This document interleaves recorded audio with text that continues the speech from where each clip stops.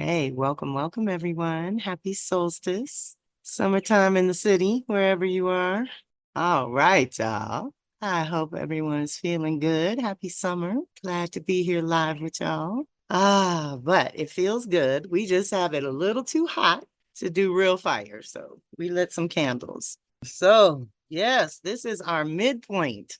This is the midpoint. What kind of seeds did you plant 6 months ago at the winter solstice when we were thinking about how 2026 might unfold? Anyone that was with me, we talked about how different the second half of the year was going to be because so many energies are moving into new territory. So we've had a lot of, let's say, support for closing out some pretty big cycles and multiple cycles at that, personal, social, collective, all of the above. So we are gaining energy though with all this fire and air to inspire and uplift and be creative and activate different aspects of self that are all kind of new. And we're getting used to this new level of consciousness with these new exchanges, new networks, all this Gemini, Uranus and Gemini is waking up so many things. And summer is the time where we take a pause for a couple of reasons. Often, and over the years, it kind of goes in a little bit of a wave where the retrogrades are summer, then it moves into fall. Right now, we're in summer to fall retrogrades. So there's a little bit of that aspect of review going on. When the social collective planets go backwards, we can get a little bit of a breather from the energy sort of pushing us along. We get to integrate a little bit. So I like that. And so for renewing your commitment and checking in with where you're at with the year, we want to dial it into micro, but then think bigger, 5, 10, 15, 20 years, the bigger cycles are rebooting. And we're having, like I said, access to energy we haven't had access to in many, many years either. We want to acknowledge that this is a pause and a turning point in the seasons. Winter, spring, summer, fall is when there's lots of action and movement and choices and change because of Aries, Libra, which has to do with you, the individual, within the context of your relationships, and Cancer, Capricorn for home and work or private and public, however you want to look at that, your personal needs, and then what you contribute out there in the world is all connected. And it's very private and personal in what we call the fundamentals, because everyone has to deal with those things, whether you have those signs activated or not. And so we look at the seasonal shift as the movement time. But hopefully you all have been with me long enough to learn that the month before is processing time and the month after is when we anchor or release. So this is what I mean a lot of times when I'm saying, what time is it? What time is it in the year? What time is it in the month? What time is it in the season? What time is it with the moon and the sun and everybody? So we look at time a little different around here, and we try to make it flow with nature so that we're, let's say, behaving a little more naturally and not going against nature like so much of culture can do. So this is our time to get into it. Find your element, whatever your element is. Water babies, all my mermaids and mermen, come on, let's go to the water. Let's say with summer, you like to luxuriate in whatever that element is. So if it's trees and up in the mountains, that's great. If it's the ocean, if it's your fire, I think with all this fire and air, we should be thinking about how to get creative. So I would look at this time, especially because we're processing and planning the next 6 months, because we're also taking that pause to integrate and assess the last 6 months. Like, what are you working with? How far have you gotten along for the year? Did the things that you initiated at winter solstice, are they ready to pop now? Are they feeling good? And it could be personal stuff working on you, or it could be your creative projects, or it could be your work and your business, whatever you've been focused on so far for the year. This is where the light is brightest and everything is open and you can see really clearly what is working and what is not, so that you know how to invest going forward. That's the other thing. So we also want to take some time, because it is Cancer, to tend to our sacred space and look at how we're feeding our mind, body, and spirit. How are you feeding that and nourishing yourself along the way? This is time to balance or recalibrate or be mindful of, because we are in the extreme light, right? So winter and summer are the extremes, whereas the equinoxes are our equal time of light and dark. So we're seeing everything, but you need to process and digest and let it move through so that you don't hold on. right? So that's some of the shadow Cancer is holding on overlong, or, would rather lose a limb than let go. Let's not do that, because the past is done and we really are in some new territory in major ways that we're not going to really feel or understand or be able to articulate real clearly for several years to come, y'all. So we are in it. We're in this new beginning that we are co-creating together. Thank you, God. Thank you for the community. We need that. The chart for summer solstice speaks to the community as well, and some evolved consciousness, looking at how you want to move along with your path. Those are all pretty big things, but there's a lot of juju down low for personal development this go round as well. And usually we look at a chart as a signature or a snapshot of, in our case, the next 6 weeks. This is kind of the theme for the next 6 weeks. It's ruled by Gemini, so we will be exploring our ideas, digging into these creative projects, seeing what can be expanded on and what can grow legs. A lot of times you can have one central theme and then grow these little other themes out of that, or collaborations and things like that. It is Cancer time, and let's just say Mercury is warming up to retrograde in Cancer, and Jupiter's still there at the very last degrees until June 30th when it moves into Leo. So this is our chance with the sun as well to, let's say, replenish and restore some energy, because what has fed and nourished thus far is not necessarily going to be good for or sustainable going forward. So what are you hungry for? What fills you up? What makes you feel comfortable and safe and secure? Food and shelter. When we're looking at Cancer Capricorn, like I said, the fundamentals come up, and we want to pay attention to how they're unfolding. And this is a good check-in. Jupiter has been there once in 12 years, so we've had a whole year, hopefully, of improvements in how we take care of ourselves. Like I said, Mercury is making us rethink how we take care of ourselves and what that might look like going forward, depending on your goals. Like, I want to travel. So I do want to feel good in my body and comfortable, but also strong and flexible and able to respond to whatever gets thrown my way, because travel can be like that, right? So there's different preparation we might think about at this time in preparation for the harvest coming 3 months from now, because I will say there's going to be a huge new wave of energy coming in the fall. That is where Venus is going to slow down and do her retrograde for the first time in 18 months in Scorpio Libra zone. So we're going to start a whole new Venus cycle. That's not till fall though. So we're still in reclamation, and we're still coming down into what we wanted to manifest by now. Something that we all started back in March of 2025, spring of 2025 to now. What is become real? What is become into form? What has become solid and reliable? And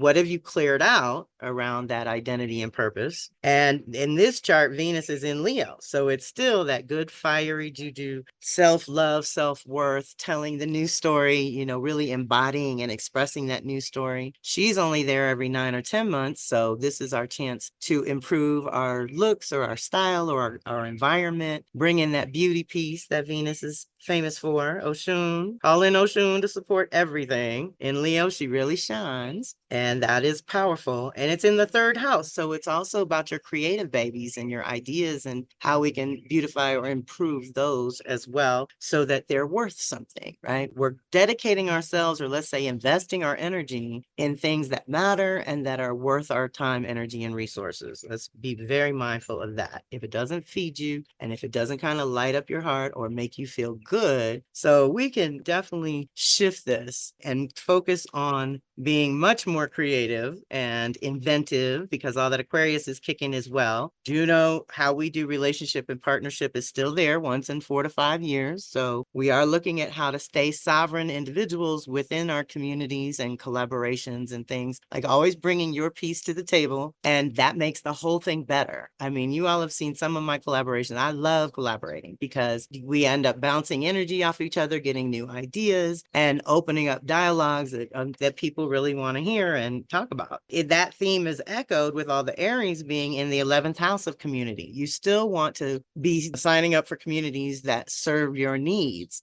that make you feel better, not worse, about who you are and what you want. And this Saturn, Neptune are going to be neck and neck for a couple of years. So we're absolutely anchoring this new identity and purpose in something that's going to hopefully support us for the next 7, 14, 21, 28 years of a Saturn cycle. So this is big. And with Neptune there, we can dream a new dream with all that, but also not forgetting about the community. All of that is really supported. Now, Mars in Taurus, only there every 2 years. And in this chart, it's in the 12th house. So we're definitely redreaming again, our personal needs, you know, that food, sex, and money that Taurus represents. How is that need a new story? Where do you have new desires? Where you're attracted to new things? How is that evolving, let's say, over the last 2 years? How can you use that to have new experiences? Right? To call in new experiences. So we are supported this season to do some self-care and tending. The moon on this chart is in Virgo. That also asks us to turn inward and tend to our own personal needs and rhythms. And do they serve us or do they hinder us and hold us back? Now, that's just the seasonal overview, really. The energetic support is what is crazy. And the alignments are ridiculously special and rare. So this season, again, we're going to be in it. So we may not be able to see what's what or what's changing or shifting. But once we come out of it, like I said, fall, winter, and this time next year, a year from now, some things are going to be unrecognizable because they're subtle changes. And thank God with ease and grace, you know, not challenging changes, but easy changes we want to make, changes that have been in the works and that should now click, basically. So energetic support, this covers us from now solstice, which is June 21st, all the way to the Leo gate of power, which will be 8/8 this year, which is always special. And I'm sure Kimberly will have something special going on by then. Maybe we'll have the event with her. So this is the next 6 weeks. With the moon, we got a lot going on because we're also approaching eclipse season. We have super new moons in play. So all the new beginning stuff we're trying to put in motion is a little more intensified, and there may be a little more of unknowns, right? We don't know. We had a vision. We going on faith, and hopefully it will work out. But you can't, when we're in this new territory, you can't always lock down every single detail the way you might want to. So for these lunations, it's still very personal because it's Cancer Leo time. So it is about how you take care of yourself and then how you express yourself. So our lunar energy is going to take us through some moods around that, ask us to upgrade, and again, do these things in a new way. Now, what I like to look at, and again, some of you may have heard me say how, especially in astrology, everything is a response to the last thing in preparation for the next thing. Same thing with the moons, right? So our Cancer Capricorn lunation is preparing us for Aquarius and a Leo new moon solar eclipse, which is going to go on to a Virgo new moon and a Pisces full moon lunar eclipse. So we're having eclipses in 2 different sets of signs, which are activating changes most likely in 2 to 4 different houses in your chart, which is a lot of change, but it is the season.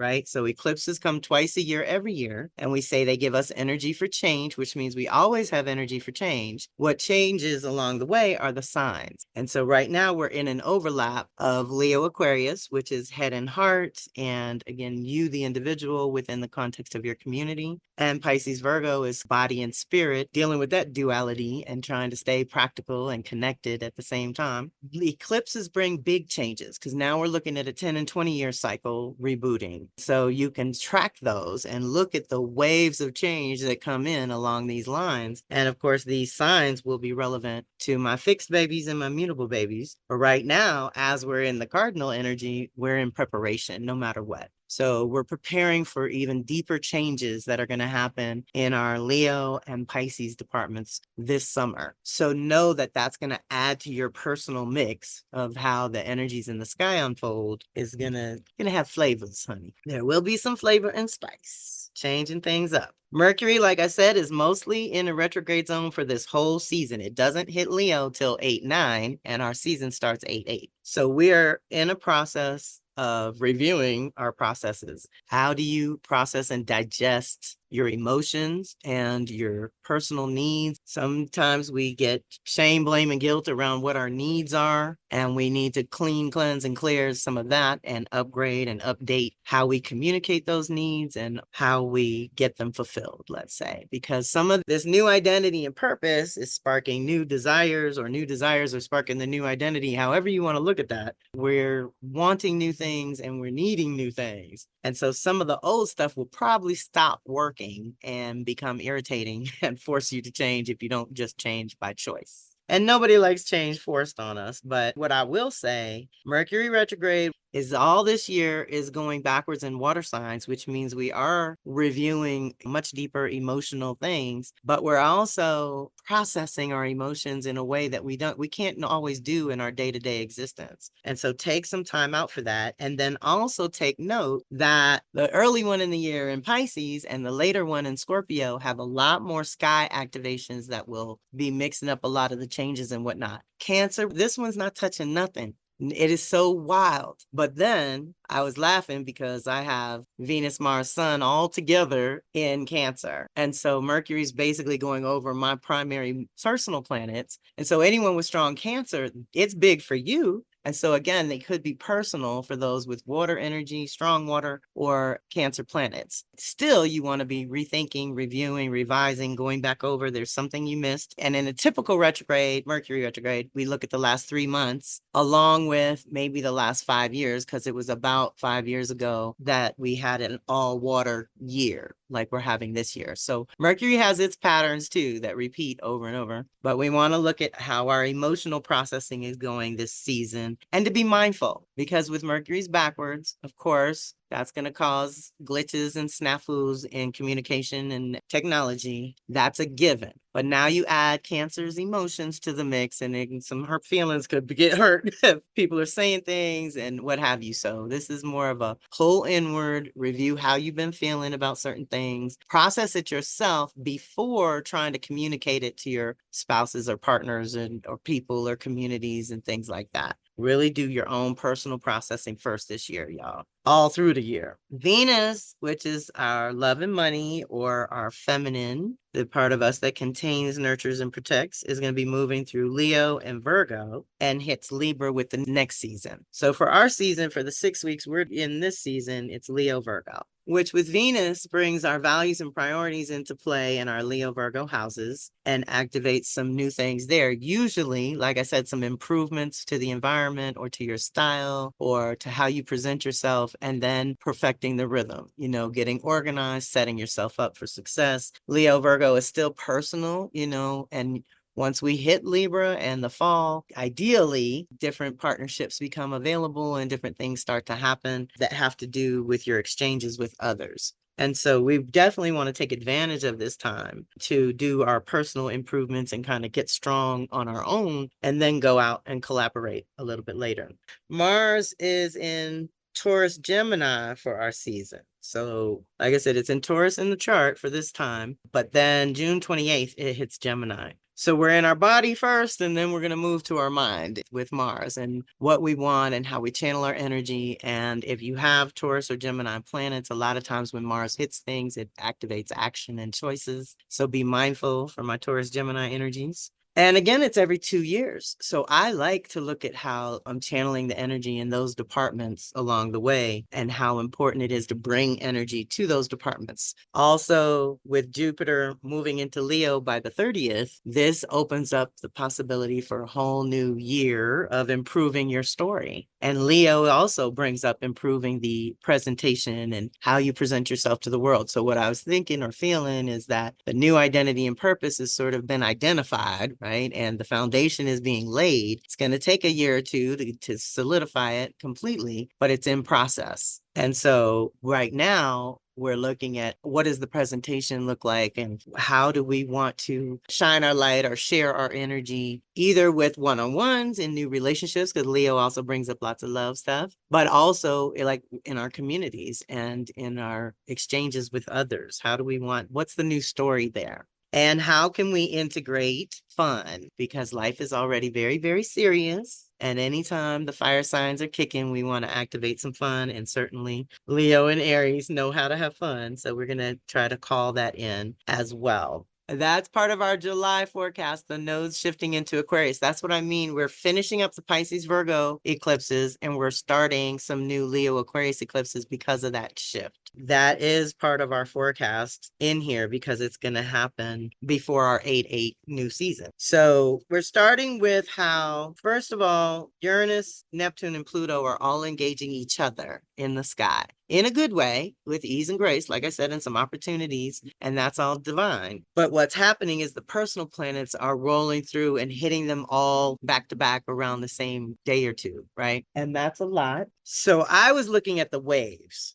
Venus already came through in June and hit this crew. So the wave for our time now, well, we're still in June. Where are we? The 21st? So it started its wave already. Venus's last hit will be with Saturn on the 25th. So this is all ease and integration and opportunities for our new values to get woven in, let's say, to the reality, to the purpose, to the new identity, whatever it is. Staying in alignment with what's really important to you is completely supported. And then Mars comes through, the masculine. So first we kind of shift what we care about before we shift how we act on it, right? But Mars comes through and, like I said, triggers action and will back to back hit everyone. Jupiter, and then that's another thing. I guess we do like to look at the order. So let's start with Venus. I'm sorry, let me back it up. Venus is going to hit Uranus first, which means we have to liberate, awaken, and change some things with our values and priorities. Then hit Neptune, which may say invite your spirit team into the mix, get creative, allow some free flow with the creativity to see where it goes. We're also looking at Venus and what's important in our lives, what we care about, what we love. But also anytime she engages with Neptune, we want to watch our boundaries.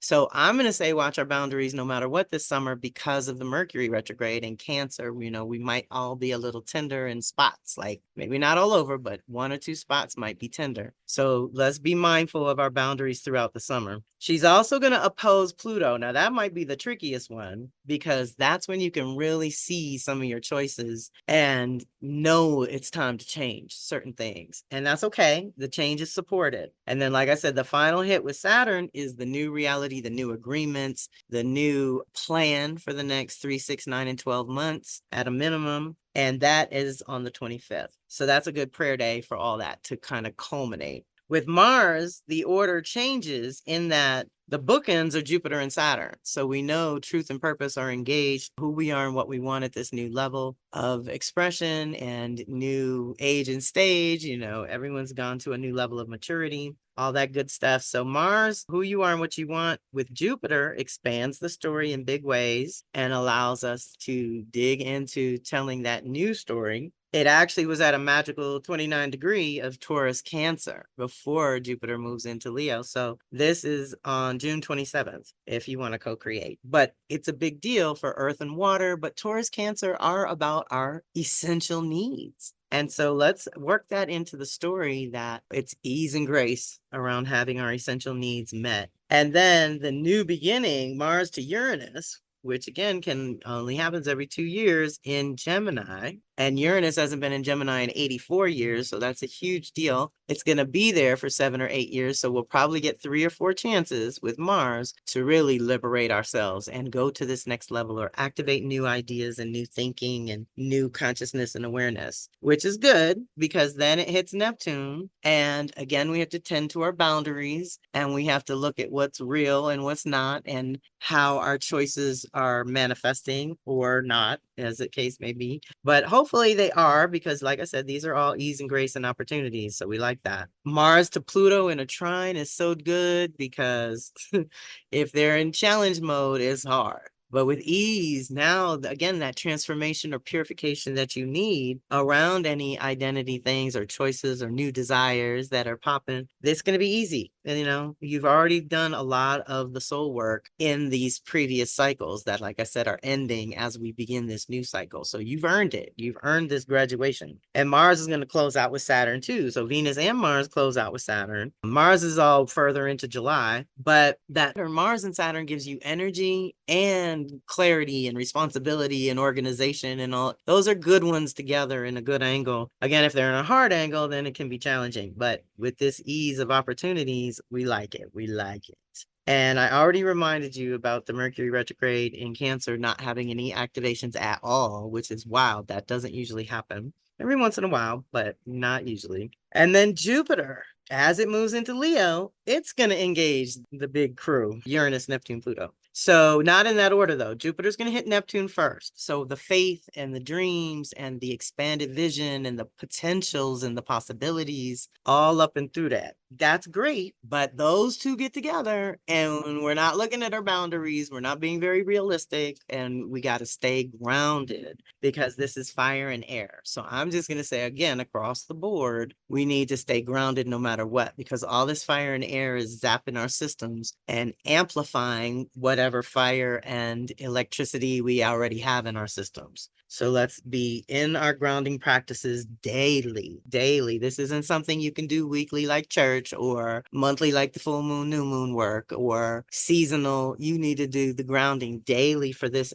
air and fire that's coming in, because you're going to have your own personal individual waves, and then there's going to be the social Jupiter Saturn waves and the collective Uranus Neptune Pluto waves. So again, when those big social collective waves happen, on the positive side, they kind of can carry us along and we don't have to work as hard. But on the, and it's not really negative, but it's just on the other side of it, is that things are happening that we may not be consciously aware of, you know, like the AI takeover. It looks like fun right now until something goes wrong. And so we're being mindful of the subtle things that Social Collective is weaving into the story, and the fact that we are ready to upgrade and to tell our own new stories. So let's be mindful again of the boundaries. Let's work with our spirit team very closely, like keep them close. Ancestors, angels, orishas, your animal spirit guides, keep them close and ask for your confirmation or validation every step of the way, because things are not what they appear. You know, you might be having an energy wave inside, and then there's one going on Social Collective, and when they happen all at once, it can be a lot to process. So be mindful of the grounding and the boundaries there, but expand the vision. Go far out there. Think of the things you don't normally think of, and call your team in to assist with giving you any new ideas you might need. Now, Jupiter opposite Pluto, Leo Aquarius. Now we're looking at all this Leo love and happy joy and all the improvements that we want to make and all that love. And Pluto in Aquarius is transforming, let's say, how we do community and exchanges with others and what's good for the group. So we're improving ourselves, and let's say even with Jupiter, getting educated, getting certified in this, that, or the other, whatever you're into, so that you are more valuable to the team, or that you can now express some new things going forward. That's really good. And then allowing Pluto to transform any consciousness that's blocking you from shining your light or sharing your goodness in that way. We like that. And then the last one, Jupiter's going to hit Uranus, and that's Leo to Gemini. So we're still in fire and air, but this is super creative, because let's say Jupiter expands the vision, Uranus is just going to crack it open and take it to the whole next level. And look at this, you know, you could do it this way, or wouldn't this be interesting? And wouldn't this be different? Because again, we have to be mindful of doing things differently so that we don't try to take old rhythms into this new cycle, let's say. Then I just want to touch on these guys, because this is all really important stuff, y'all. This is Uranus in Gemini is going to sextile Neptune in Aries 5 times over. July 15th is the third hit.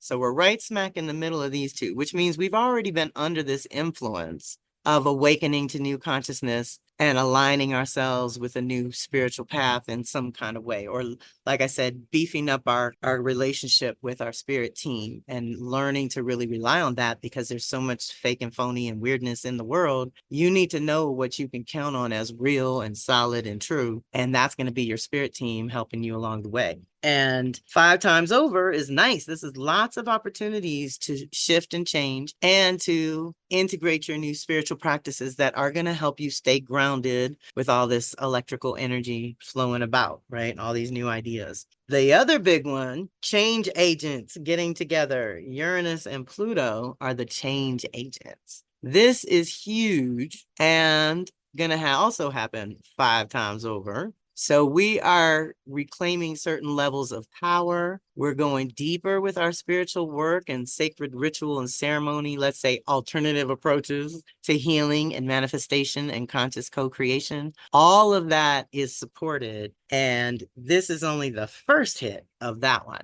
And we're going to get hit 5 times over. So again, with change being the name of the game for the next couple of years, because fire and air are so changeable, this is what happens, right? And then the last one is really crazy. I kept going. I thought I was losing my mind, y'all, but this is real because Neptune's going to be in Aries for 14 years. Pluto's going to be in Aquarius for 20 years, which means the whole 14, they are in a kind of sextile angle. They're in harmony because they're air and fire. They're going to connect exactly, though, 13 times over. And we're having the first one this month as well. It's going to take us all the way to 2032. So I'm going to say 6 years of solid exact hits of Neptune to Pluto. So this is another one where we have to be very mindful about our boundaries and protocols and what's real and what's not, and the underworld and the other realms. And there's so much when these two engage. But the opportunity is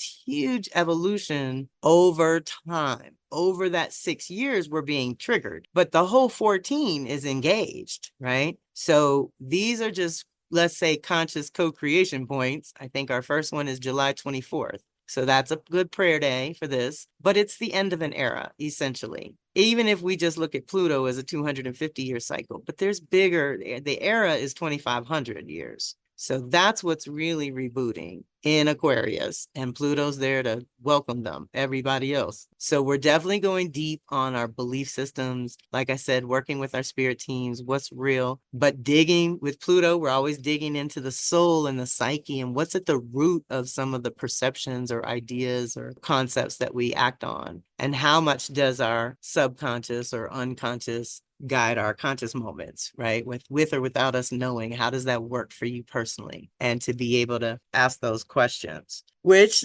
also leads me to the North Node moving into Aquarius is a huge shift. And what happens is the North Node spends about 18 months in a sign as well. Then that gives us, let's say, the social collective focus of the path and direction in general, right? So this is where the social collective might be pointing at this time. But if you have your own North Node in Leo, Aquarius, or Taurus, Scorpio, then as the North Node shifts into Aquarius, your personal cycle is activated. Or if you have planets there, then it increases. So where was I? North Node in Aquarius, changing the game. So it's shifting the focus from Pisces, which has had us all in our sensitivity and boundary issues, and making sure our body and spirit can handle all these changes. But Leo Aquarius takes it to a whole nother level. So Aquarius, again, the focus may come to our community and what's most important to us in that way. Or let's say the focus shifts and we care.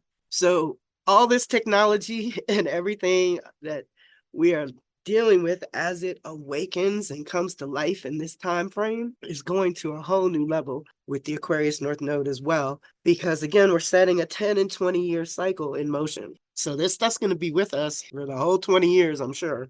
And at the same time, we should look at some of them, like Uranus and Gemini, being the years after the Depression, when there were lots of improvements and lots of change and lots of industrial change and things that the technology came in and theoretically made life easier for some folks. We want to look at how is that doing it for us now? And what does that look like for us now in a global world? Because think back 84 years ago, pretty much everyone was in their little pockets around the world. But now we're connected because of this internet. We're connected and we can see and hear and be with people on the ground like we are tonight. Thank you, God. I'm so grateful that we can do this. So, we like the technology. I just don't want it running the world. I don't think it should be in charge. I think it should be a tool that we direct as humans and keep the humans in mind as we develop this technology. But it's going to do what it do. So finding your place or finding your level of comfort and where it is helpful and relevant and useful, but not where it's a distraction and it's got the monkey mind all off in weird directions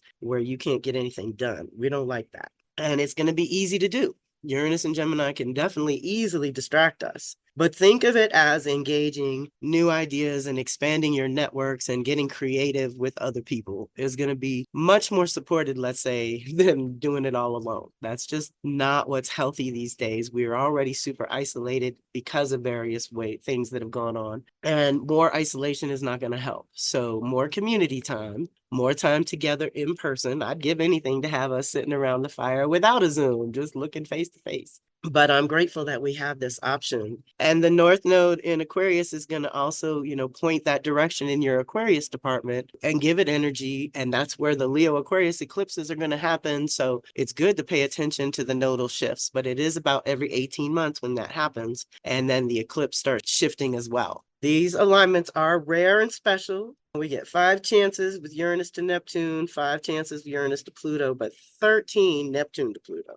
So like I said, that's going to be a slow cooking on the back burner for the next 6 years, that we want to watch these subtle shifts and what they slip in when we're not paying attention or we're distracted and are all over the place. So if you don't do your own processing and you don't have your own grounding practices and techniques and things to keep you sane and keep you real, then it's going to be real easy to float off into la-la with these folks. The community reading we did with Osho Zen. And what this is for all 8 sacred seasons, I have created PDF readings to go with them that ask pretty much specific questions that go with the season. And so we have our Summer Solstice 2026 reading. And so this Summer Solstice, we asked, because again, I told you there's several reviews, there's several retrogrades going on. This gave us a chance to look at things, to review, reassess, reconsider, reevaluate, all that kind of good stuff. So we're going to go one by one. This is a 10-card reading. And for those who donate, we'll get a personal one where we look at it just for you and pull cards just for you.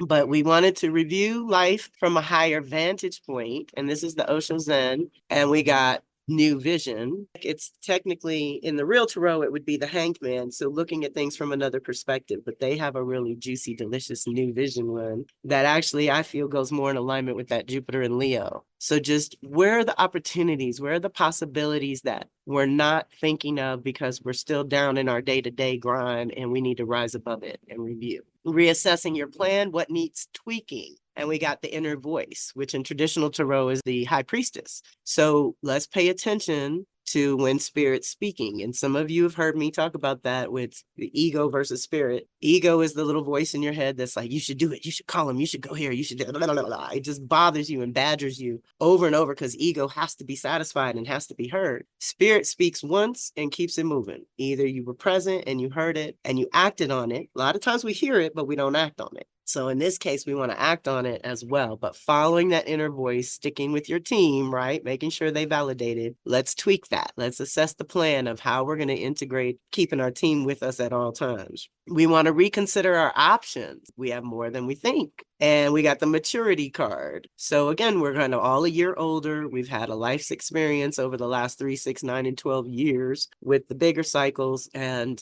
we do have more options than maybe we're giving ourselves credit for. So reconsider that. Reevaluate your beliefs in the present moment. Do you still believe that? Is it still true? And we got rebirth, which in this deck is about, coming out to the next level, whatever it may be, right? So whatever new energy is trying to birth through you, new beliefs are going to come with it. Reconnecting with your intuition, open the channels, and we got the Queen of Fire, which is sharing. So it's just being generous attracts generosity, and sharing your gifts and your blessings encourages others to share theirs as well. So open those channels for sharing and for reciprocity. Reform your being from the inside out. So what has to be reformed, internally so that you're stronger and brighter externally in your sharings with others? And we got This is the Queen of Rainbows flowering. Flowering is where she's just chilling on the rainbow and scattering her seeds all over the place. And what I think of with that is how many seeds we plant. We don't know what they're going to do. Some pop, some don't. And so let's be generous that way as well, where we're not attached to outcome. We're just planting those seeds wherever we can, whenever we can, and know that they're going to blossom in divine time and order.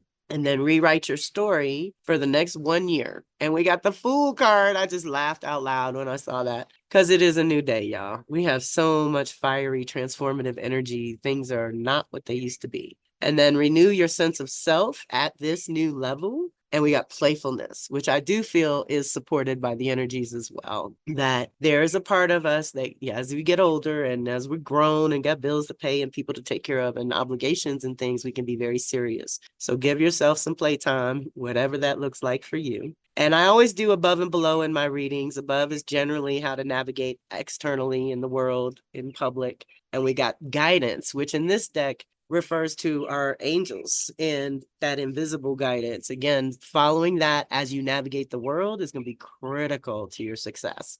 And below is for navigating internally, personally, and privately. And we got trust. So trusting yourself, trusting your higher self and your inner voice is going to be key to success as well. And that PDF and all the cards and their details are in the classroom for you to get. And let me know if you can't find it. I'll make sure you have it. All right. Now our divinations got juicy too. For this, I use the Vision Quest Tarot. And a lot of times with summertime and summer solstice specifically, I like to look at the review because we often do have the retrogrades. Process, because it's Cancer time. We need to process and digest the last 6 months at a minimum, maybe the last 6 years. And then integrate something because we're at the midpoint and that's an integration time. It's also a course correcting time and a time where we can, maybe shift gears if things aren't working yet. And then finally eliminate. So these are just the 4, but we'll do these word for word. So for the first one, review is 6 of air, which is clarity. So our key words are clarity, intelligence, insight, creative vision, equanimity, inner balance, direct knowledge. Okay, so we're reviewing so we can get clear, so we can get that clarity. The more you know yourself, the clearer your insights into your relationships become. The more attention you pay to your own inner truth, the more loving your communication with others will be. Once you have stopped struggling with yourself, harmony and wisdom prevail. That is the inner message. The outer manifestation says this is a great moment to gain clarity about a problematic situation. Confidently express your preferences in an important matter without becoming manipulative. Conflicts will be resolved as long as you are willing to be alert enough to remain true to your heart. By showing what values you cherish and what is important to you, others find the courage to admit their truth as well. Ashe. So the review is going to help us get clear, and Mercury retrograde in Cancer is going to help us get clear on how we feel about certain things. Because a lot of times we don't process our feelings as life is lifing, right? And things are happening and we're in movement and motion. It's hard to process feelings in that way. We need some time and space. We need a summer break. We need to take a weekend off and just be in nature or whatever works for you.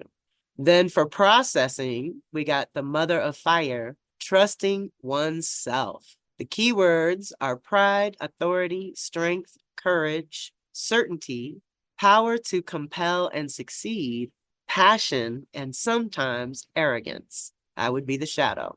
The inner message is to grow into genuine maturity is a lifelong endeavor. It won't happen overnight. We must pass through many valleys and scale as many peaks. This card tells you to remember your inherent strength as you get ready to take your rightful place in life. This enables you to make decisions from a position of truly compelling inner authority. And the outer manifestation says your growing faith in your own path and personal development is now yielding rewards in many areas of your life. This inspires the people close to you to further develop their own trust in themselves. By sharing your experiences and radiating your newly found trust in your own abilities, you not only reward yourself, but others too.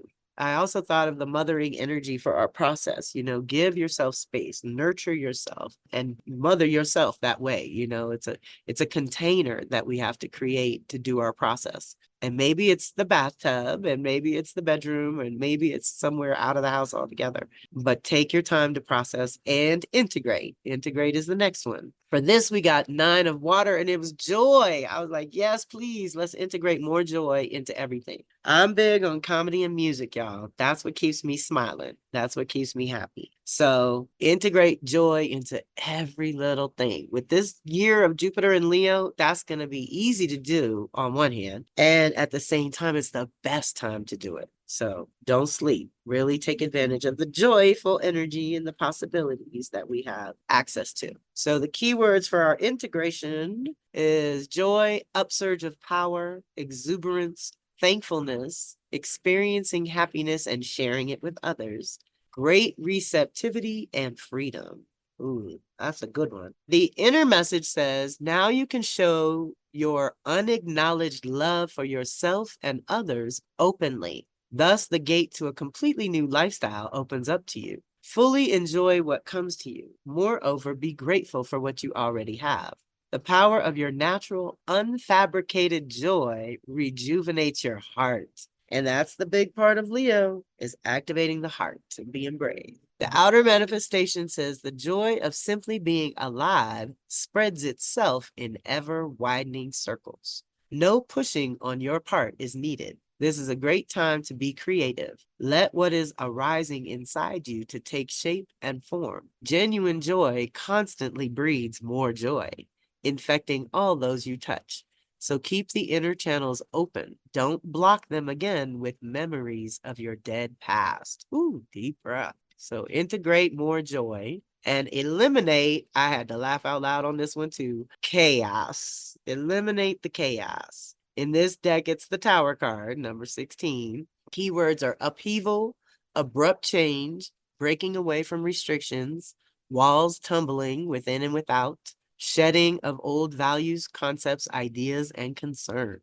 The inner message says, whether you want to or not, chaos will liberate you from the narrow confines that kept you safe but bound. Revolting against these fateful forces will only intensify your pain.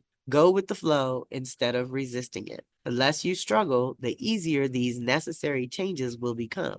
Test the forces of upheaval. Test the internal and possibly external chaos that shakes up your life. Once the storm has passed, you will feel more free, awake, and open. Okay, this is that Uranus and Pluto activation. Remember, stars are born out of chaos. We only fear this power because we cannot control it. In reality, chaos is the raw material of transformation. Ashe. Outer manifestation says everything is up in the air. Inner inhibitions and outer restrictions collapse without warning. A higher power blasts away your self-imposed mental and perhaps even tangible prison walls. This may relate to a work situation that is no longer suitable for you, take the form of sudden change of address or an end of partnership, one that you hang on to like a bad habit. If that is the case, be honest with yourself. All old crutches eventually break. Throw them away willingly. This apparently negative and fearsome upheaval is making room for new and better things. Understand that everything is for your greater good. Ashe.